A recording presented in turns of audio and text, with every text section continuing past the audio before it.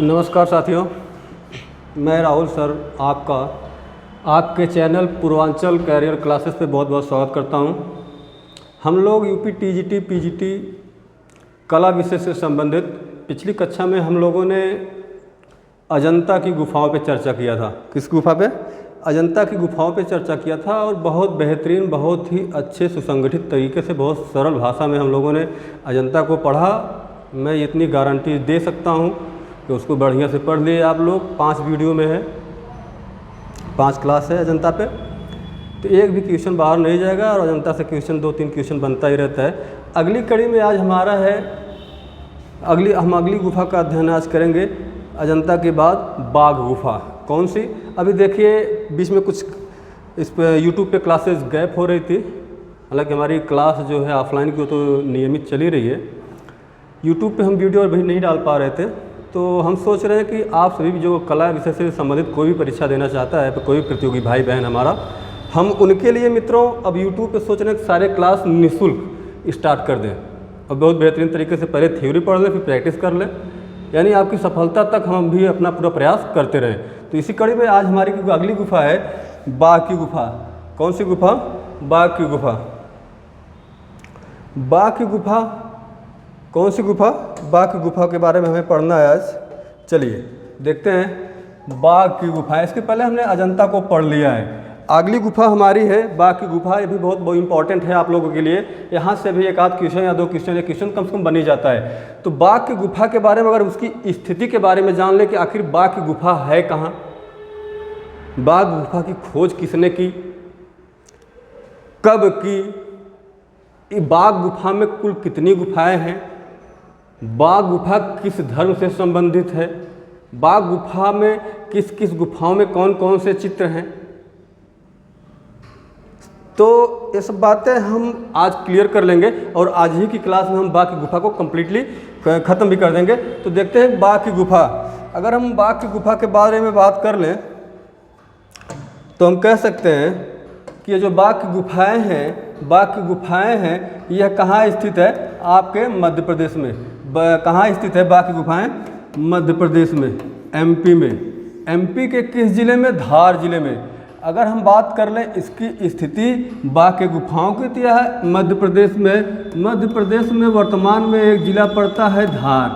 इसी धार जिले में विंध्याचल की पहाड़ियों पे श्रृंखला में आप जाएंगे तो अगर आपको बाघ की गुफा तक जाना होगा तो आपको मध्य प्रदेश के वर्तमान धार जिले में, वहाँ मुख्यालय से आप जाएंगे। एक स्टेशन पड़ता है महू नाम का। क्या नाम का? महू नाम का ये रेलवे स्टेशन है। यहाँ से 87 मील आप बस के द्वारा जब सड़क मार्ग से जाएंगे तो एक कस्बा पड़ता है, गांव पड़ता है, जिसका नाम है बाघ। जिसका क्या नाम है? बाघ। इसी बाघ से 2 से 3 मील आगे आप जाएंगे तो नर्मदा की एक सहायक नदी है बघेरा या बघनी।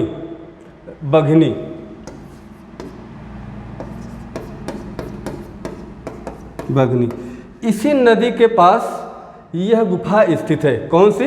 बाघ की गुफाएं। तो ये लिखा है आपके सामने कि बाघ की गुफाएं कहाँ स्थित है? मध्य प्रदेश में। मध्य प्रदेश की प्राचीन की बात हो रही, जो ग्वालियर नाम रियासत हुआ करती थी। ग्वालियर रियासत में विंध्य पर्वत श्रेणी में वर्तमान किस जिले में, जो हमने बताया अभी आपको, धार जिले में। वर्तमान के धार जिले में बागमती, बघेरा या बाघनी, जो भी कह ले, या बाघ, ये तीनों नाम आते हैं। एक ही नदी का नाम है बागमती, बाघिनी, और क्या नाम है, या तो आप इसे बाघ कह लें। तो इस नदी से 2 से 3 मील दूर एक गांव है जिसका नाम क्या है? बाघ है। बाघ के पास यह गुफा स्थित है, उसी बाघ गांव के पास। यहाँ पहुँचने के लिए निकटतम रेलवे स्टेशन महू। कौन सा स्टेशन? महू है। महू स्टेशन से बाघ कस्बे तक जाने के लिए कुल लगभग 27 मील सड़क मार्ग से बस के द्वारा जाया जाता है। तो हमने वही बताया आपको कि आप मुख्यालय से जब जाएंगे, रेलवे स्टेशन, एक महू नाम का रेलवे स्टेशन पड़ता है, वहाँ से 87 मील दूर।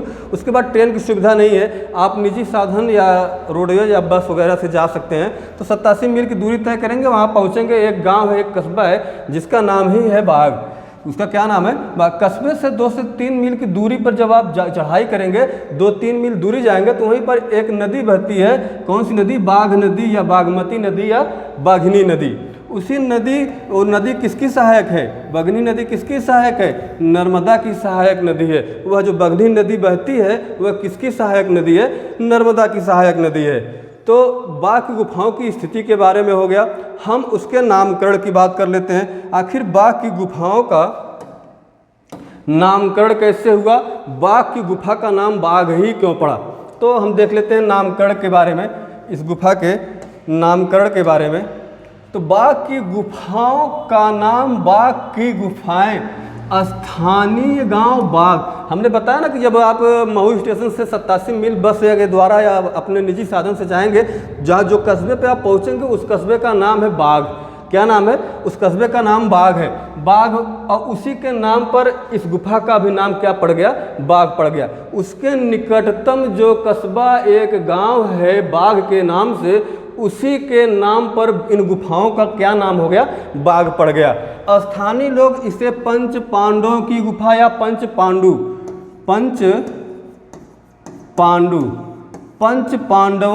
या पंच पांडु के नाम से भी पुकारते हैं। पंच पांडव या पंच पांडु नाम से भी पुकारते हैं। प्राचीन काल में इन गुफाओं का नाम कलयन था। क्या नाम था? कलयन था। प्राचीन काल में बाघ गुफा का नाम क्या था? कलयन था। बहुत इंपॉर्टेंट क्वेश्चन है, क्वेश्चन सीधे हेड करता है आपके यहाँ से कि प्राचीन काल में बाघ गुफा का क्या नाम था? तो प्राचीन काल में बाघ गुफा का नाम कलयन था। चलिए, ये तो इसके नामकरण के बारे में हम लोगों ने देख लिया कि इस गुफा का नाम कैसे पड़ा। अब हम देख लेते हैं इसकी खोज एवं सुरक्षा के बारे में। खोज एवं सुरक्षा के बारे में, इसकी खोज कब हुई? भाई, बाघ गुफाओं की खोज कब हुई? तो आप एक डेट याद रखिएगा, सन 1818 ईस्वी में डेंजर फील्ड नाम, क्या नाम था उसका? Danger field.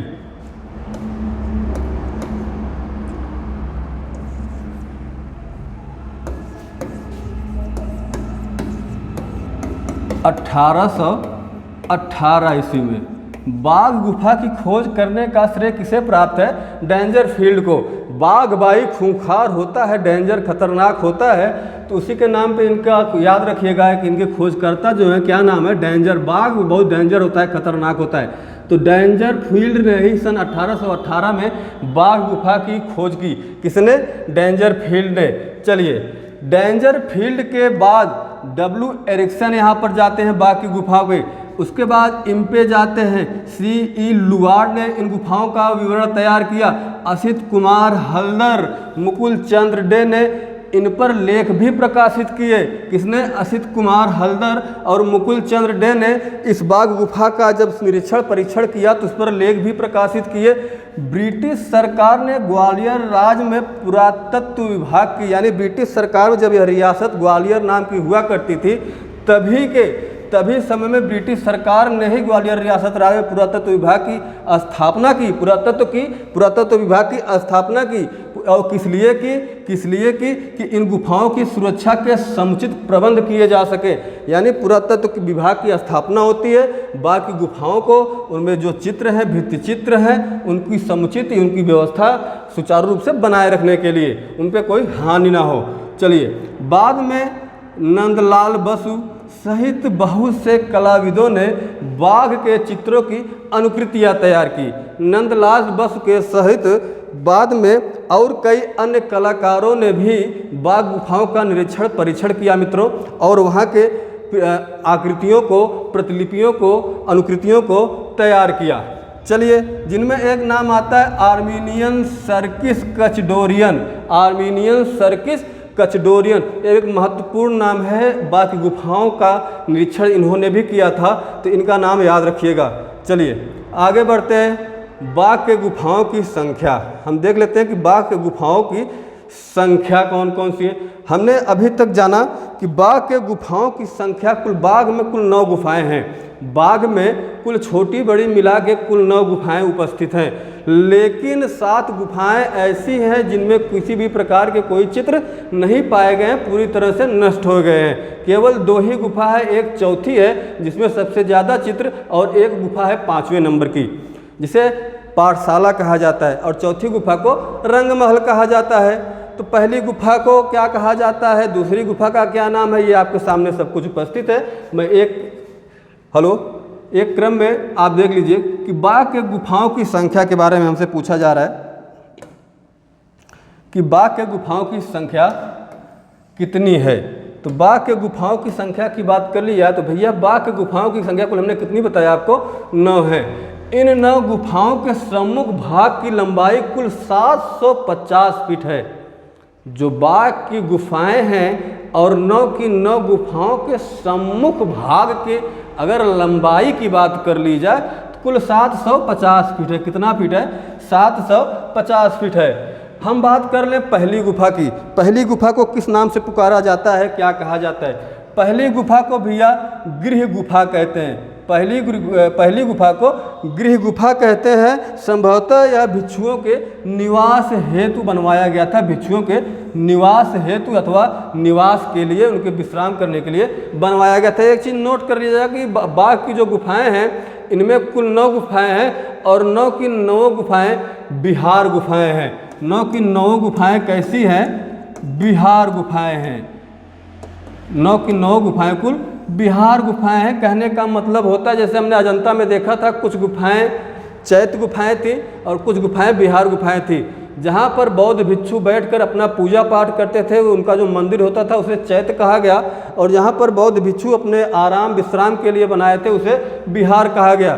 तो जो बाघ की गुफाएं हैं इनमें सारी की सारी 9 की 9 गुफाएं कैसी हैं, किस प्रकृति की हैं, सारी की सारी बिहार गुफाएं हैं। तो पहली गुफा क्या कह रही है, पहली गुफा का हमने नाम देखा कि पहली गुफा का नाम है गृह गुफा, और यह किसके निवास के लिए, किसके विश्राम के लिए था, भिक्षुओं के लिए। चलिए दूसरी गुफा को किस नाम से जाना जाता है, चलिए देखते हैं। दूसरी गुफा को इसे पांडवों की गुफा कहा जाता है, या पांडु गुफा कहा जाता है, या गोसाई गुफा कहा जाता है। ये दूसरे नंबर की गुफा है बाघ में। इसे पांडु की गुफा, पांडवों की गुफा, पंच पांडवों की गुफा या गोसाई गुफा भी कहा जाता है दूसरे नंबर वाली गुफा को। इसके तीनों नाम, इसे पांडवों की गुफा, पंच पांडु गुफा, पांडु गुफा या गोसाई गुफा, इसके सभी ने एक ही नाम है, इनको याद रखिएगा। यह गुफा सबसे बड़ी है। यही जो बाघ में गुफाएं हैं 9 की 9, उन 9 गुफाओं में सबसे बड़ी गुफा यही दूसरे नंबर की गुफा है। यही सबसे बड़ी गुफा है। इसी गुफा में महाराज सुबंधु का लेख भी पाया गया है। इसी जो महाराज सुबंधु थे, महिष्मती के महाराज सुबंधु जो थे, इनका लेख भी इसी दूसरी गुफा से पाया गया है। ये पहले पूर्ण रूप से चित्रित था, किंतु अब यह पूरी तरह से ध्वस्त और नष्ट हो चुका है। यानी दूसरी जो गुफा है यह पहले पूर्ण रूप से चित्रित थी, सुसज्जित थी, लेकिन अब पूरी तरह से यह नष्ट हो चुकी है, लगभग पूरी तरह से वो नष्ट हो चुकी है। तीसरी गुफा बाघ की तीसरी गुफा, पहली गुफा को तो हमने देखा, पहली गुफा का नाम है गोसाई गुफा, दूसरी गुफा का नाम है पांडु की गुफा पहली गुफा का नाम है गृह गुफा, पहली गुफा का नाम गृह गुफा, दूसरी गुफा का नाम पांडु गुफा या पंच पांडवों की गुफा या गोसाई गुफा, ये दूसरी गुफा का नाम हो गया। तीसरी गुफा को हाथी खाना कहा जाता है। तीसरी गुफा का क्या नाम है, तीसरी गुफा का नाम हाथी खाना है। हाथी खाना तीसरी गुफा का नाम है। संभवतः यह विशिष्ट अतिथियों के लिए था, जो कभी कभार नाथ बात तो होते नहीं थे, लेकिन जो उनके बौद्ध भिक्षु होते थे जो प्रवास पर निकलते थे, कभी कभी आते थे, संभवतः उनके लिए था। इसे हाथी खाना कहा गया। तीसरी गुफा को संभवतः यह विशिष्ट अतिथियों के लिए बनवाया गया था। इसमें एक केंद्रीय कक्ष भी पाया गया है। तीसरी में एक केंद्रीय कक्ष भी पाया गया है। चौथी गुफा को इसे रंग महल कहा जाता है। चौथी गुफा को रंग महल कहा जाता है, कलर हॉल कहा जाता है। रंग महल या कलर हॉल कहा जाता है इस चौथी गुफा को। यह बाघ की गुफाओं में सर्वाधिक सुरक्षित तथा इसी में आकर्षक चित्र भी पाए गए हैं। इसी में तथा इसी गुफा में चित्र भी पाए गए हैं। गुफा के बाहर बरामदे की भीतरी दीवार पर चौथी गुफा के बाहर बरामदे के भीतरी दीवार पर 45 बाई 6 फीट में अभी भी आकर्षक चित्र मिलते हैं। गुफा संख्या 4 की बात हो रही है, जो कि पैनल में बने गए, पैनलों में अर्थात समूहों में बने हैं। तो पांचवी गुफा को पाठशाला कहा जाता है। क्या कहा जाता है? पांचवी गुफा का नाम पाठशाला है। आपसे सीधा क्वेश्चन पूछ लेगा कितनी गुफाएं हैं? 9 गुफाएं हैं। कितनी गुफाओं में चित्र हैं? 2 गुफाओं में, चौथी और पांचवी। सबसे ज़्यादा चित्र चौथी में है, सबसे उसके बाद पांचवी में, बकिया और कोनो चित्र ना है। ये पूछ सकता है, आपसे पूछ सकता है कि उन गुफाओं का नाम बताइए। तो आपको कम से कम 5 गुफाओं का नाम याद होना चाहिए, उसके आगे कोई बात मतलब है नहीं है। 5 गुफा, पहली गुफा को आप गृह गुफा कहते हैं। कौन सी गुफा? गृह गुफा। पहले घर जाबो, गृह घर में अंतर है का? कुछ नहीं, आप लोग सब जानते हैं। दूसरी गोसाई गुफा, घर के बाद गोसाई, घर के मालिक। तीसरी गुफा हाथीखाना, गोसाई की हाथी को नहलाएंगे धुलाएंगे, हाथी को खाना खिलाएंगे उनके। चौथी गुफा रंगमहल, उसके बाद जब कुछ हो जाएगा थोड़ा सा रंग बिरंगी कार्यक्रम। फिर पांचवी गुफा पाठशाला और पढ़ाई लिखाई करने के लिए। इस तरीके से आप 5 गुफाओं का नाम याद रख सकते हैं, और बहुत जो कि महत्वपूर्ण है आप लोगों के लिए। पांचवी गुफा को पाठशाला कहा गया। चित्र केवल चौथी और पांचवी में ही बचे हैं। हमने वही बताया अभी आपको कि जो बाकी गुफाएं हैं उनमें सर्वाधिक चित्र अभी चौथी गुफा में और कुछ चित्र पांचवी गुफा में पाए गए हैं। चलिए आगे देखते हैं। तो बाघ की गुफाओं का समय हम देख लेते हैं कि बाघ की गुफाओं का समय क्या रहा है। ये बाघ की गुफाएं बनकर कब तैयार हुई, इनका क्या समय रहा है। आइए हम इनके समय पे देखते हैं कि बाघ की गुफाओं का समय क्या था। बाघ की गुफाओं का समय क्या था। बाघ की गुफाएं जो थी रेतीली चट्टानों से बनी थी। सबसे पहली बात तो ये चीज़ नोट कर लीजिए आप लोग कि जो बाघ की चट्टान, जो बाघ गुफा बनी है वो जिस चट्टान पर बनी है वो रेतीली चट्टानें हैं। कैसी चट्टानें? रेतीली चट्टानें, जिसके कारण उस पर अलंकरण का प्रयोग पूरी तरह से नहीं किया जा सकता। बहुत दिक्कत होगी। बाघ की गुफाएं रेतीली चट्टानों से बनी है जो कि अलंकरण या लेख के योग्य नहीं है। अलंकरण के अभाव को पूरा करने के लिए उसमें कहीं कहीं पर चित्रकारी का प्रयोग किया गया था। अलंकरण की कमी का अभाव जो था, उसकी कमी जो थी, उसको दूर करने के लिए चित्रकारी का प्रयोग किया था। वो भी प्रायः क्या हो चुके हैं? प्रायः नष्ट हो चुके हैं। फर्ग्यूसन और वर्गीस, ये जो नाम है फर्ग्यूसन और वर्गीस, ये इन महोदयों का मानना है कि ये जो बाघ की गुफाएं हैं यह दूसरी सदी की बनी हुई है। ये जो बाघ की गुफाएं हैं ये दूसरी सदी ईस्वी का बना हुआ मानते हैं। आपसे क्वेश्चन पूछ लेगा कि फर्ग्यूसन या वर्गीस के अनुसार, फर्ग्यूसन महोदय या वर्गीस के अनुसार बाघ की गुफाओं के खोज का समय क्या है, तो निम्नलिखित में आपको 4 ऑप्शन मिल जाएगा, उसमें बताना होगा। तो क्या बताना होगा? दूसरी सदी ईस्वी का मानते हैं फर्ग्यूसन महोदय। भैया सब उल्टा सीधा मान लेते हैं, हम क्या करेंगे। एम.बी. गेरडे महत्वपूर्ण नाम है आपके लिए। एम.बी. गेरडे भी ये मानते हैं कि ये इस गुफा का निर्माण मानते हैं कि यह जो है 6वीं से 7वीं सदी के मध्य में बना है। 6वीं तथा 7वीं सदी ईस्वी के मध्य में बनकर तैयार हुआ है। कौन सी? ये बाघ की गुफाएं। ये जो बाघ की गुफाओं का समय निर्धारित किया है एम.बी. गेरडे महोदय ने इन्हें 6वीं से 7वीं सदी ईस्वी का मानते हैं। और जो स्मिथ महोदय हैं, स्मिथ महोदय इसे कब का बना हुआ मानते हैं?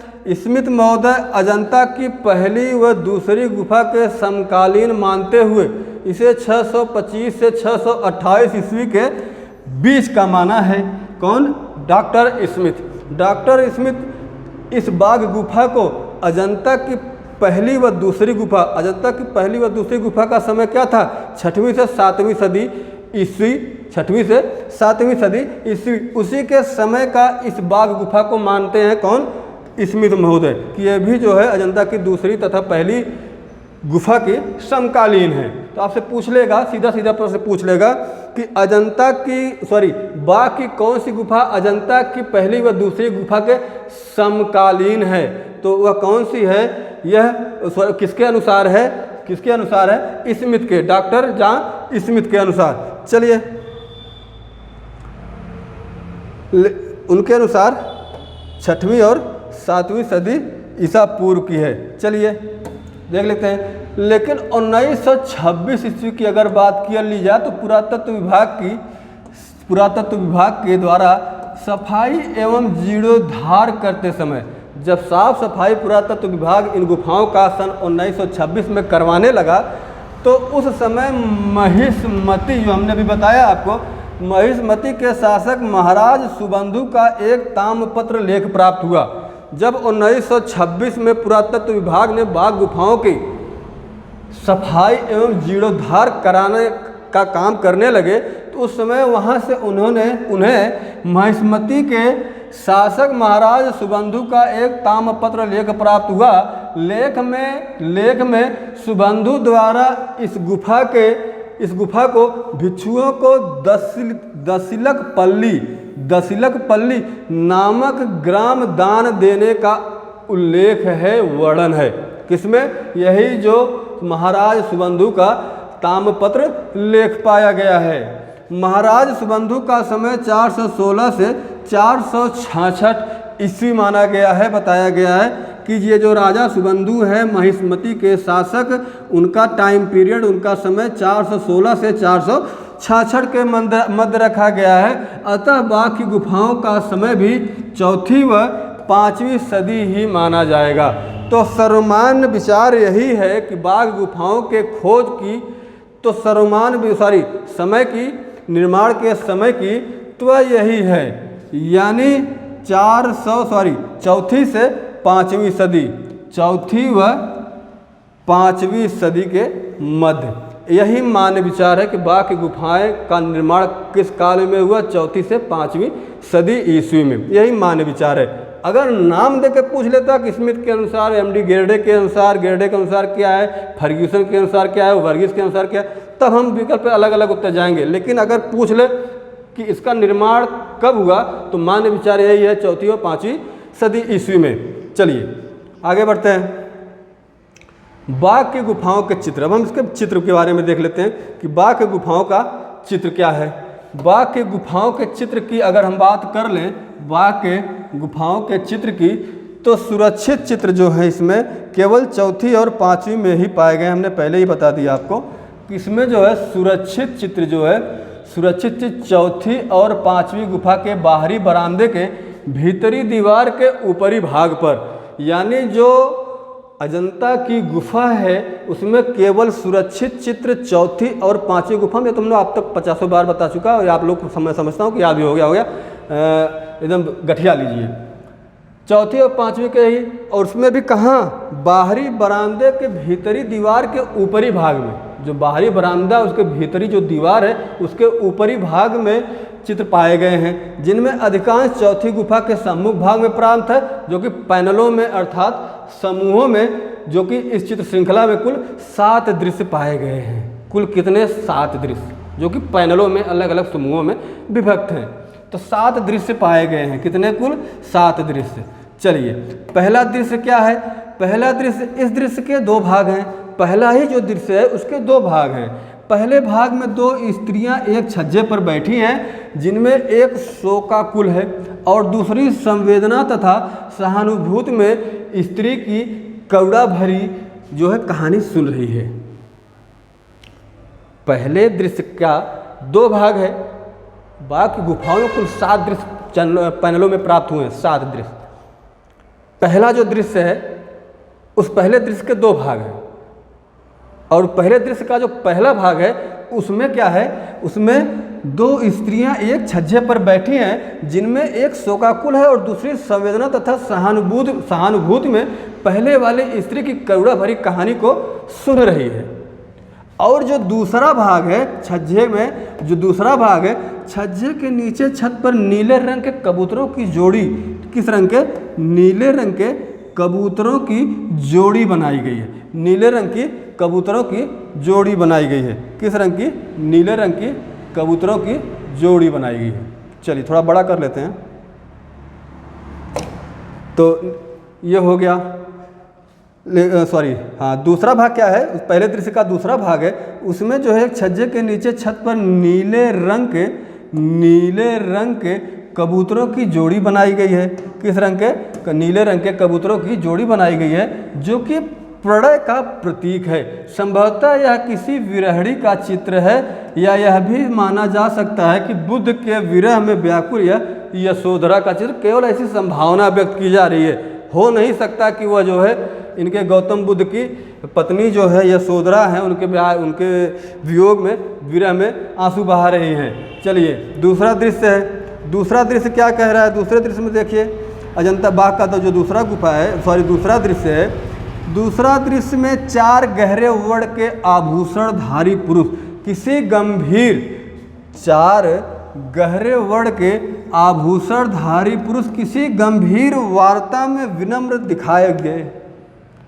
4 पुरुष हैं, बड़ा अलंकरण किए हैं, आभूषण बहुत धारण किए हैं, वो किसी गंभीर मुद्दे पर बैठकर वार्ता करते हुए दिखाए गए हैं विनम्र रूप से। उसके जो पृष्ठभूमि, उस चित्र का जो पृष्ठभूमि है, उसमें उद्यान का चित्रण किया गया है। उसमें क्या बनाया गया है? उद्यान। उसमें उसका जो बैकग्राउंड है, उसकी जो पृष्ठभूमि है, उस पर जो है उद्यान का यानी बाग बगीचे का चित्रण है। संभवतः यह किसी राजपुरुष द्वारा बौद्ध धर्म का अंगीकार करने के लिए, अंगीकार करने से संबंधित किसी घटना का चित्रण है। कोई बौद्ध धर्म को अपना रहा है। चलिए, कोई बड़ा वर्ग है, कोई मंत्री और राजा हो सकता है, उस टाइप का।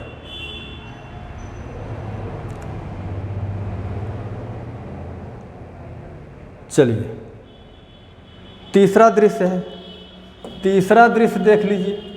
तीसरे दृश्य में जो है, इसमें भी 2 समूह हैं, 2 वर्ग हैं। जैसे पहला वाला दृश्य में 2 भाग थे, वैसे तीसरा वाले दृश्य में 2 भाग हैं। तीसरा वाले बाग की जो तीसरा दृश्य है, उसके जो चित्र हैं वो 2 समूहों में बटे हुए हैं, जो एक के ऊपर बनाए गए हैं, जो एक के ऊपर बनाए गए हैं। इसमें भी 2 भाग हैं जो एक दूसरे के ऊपर बने हुए हैं। ऊपरी भाग में 6 पुरुष, उसके ऊपरी भाग में कुल 6 पुरुष आकृतियां हवा में उड़ रही हैं। 6 पुरुष आकृतियां हवा में क्या कर रही हैं? उड़ रही हैं। जब उड़ रही हैं, जिनके सिर मुंडे एकदम टकलू महाराज हैं, और जो बादलों से पूरी तरह आच्छादित हैं, घिरे हुए हैं।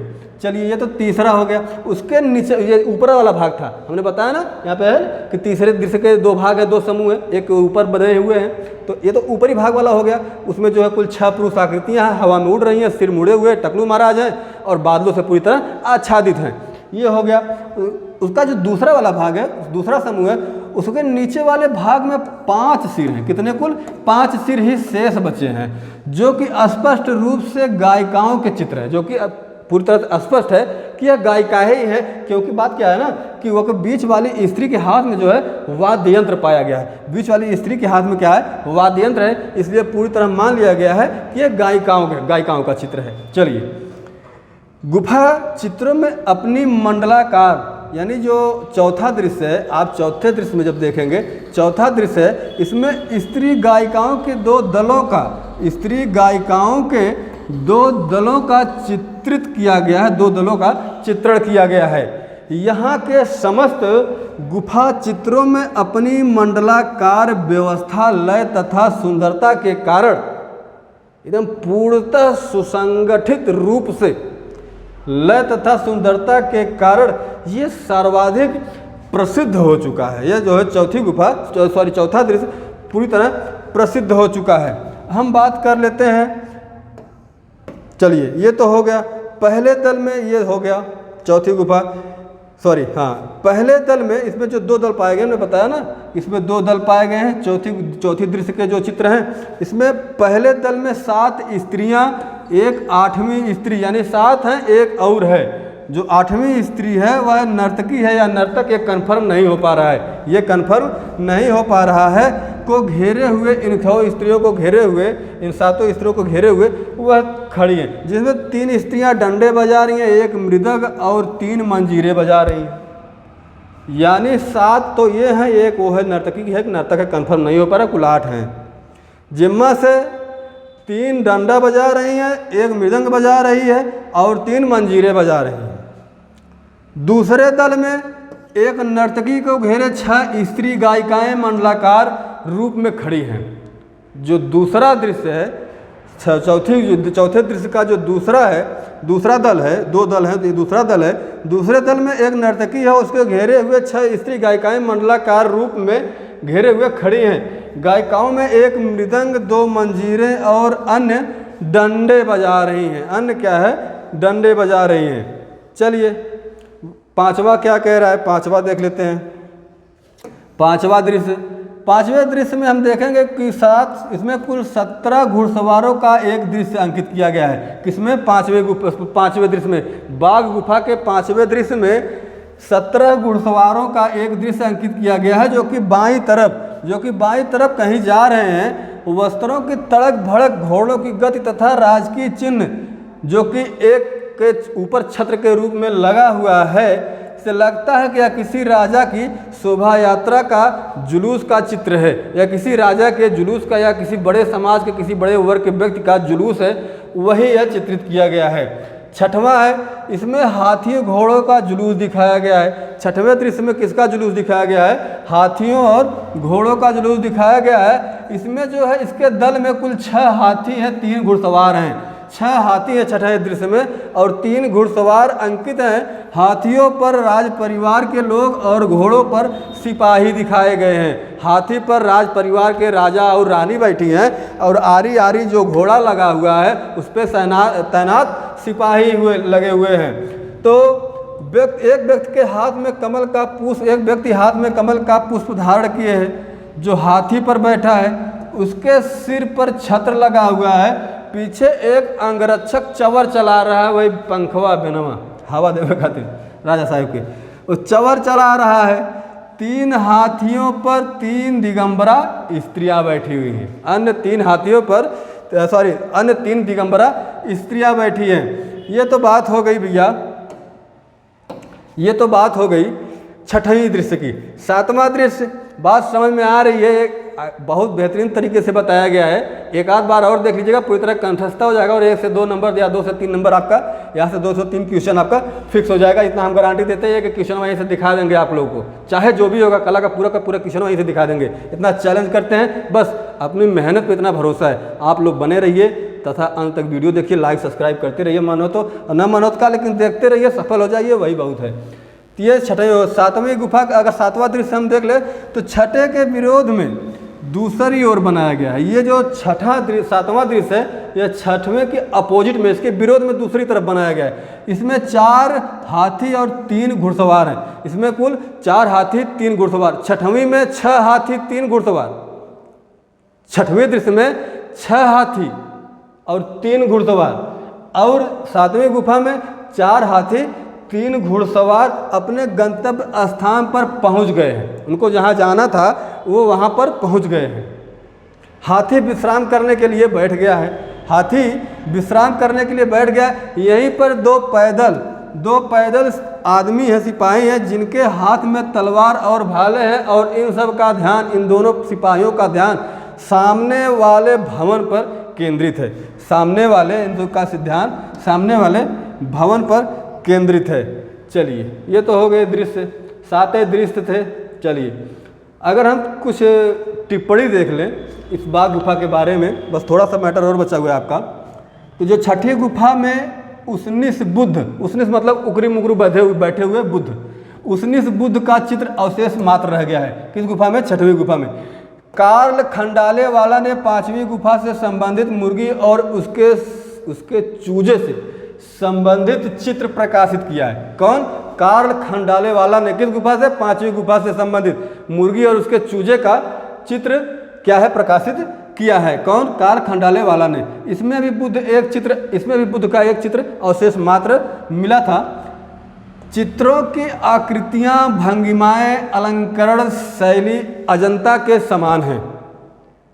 बाघ की जो गुफाएं हैं, इनके जो दृश्य हैं, चित्र हैं, वह उनकी आकृतियां जो है, भाव भंगिमाएं जो हैं, अलंकरण जो है, उनकी शैली जो है, वह अजंता के समान है।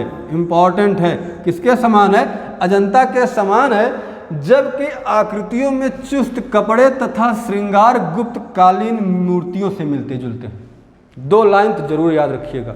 अगर गहराई से क्वेश्चन बनाएगा तो ऐसे क्वेश्चन बनाएगा। चलिए,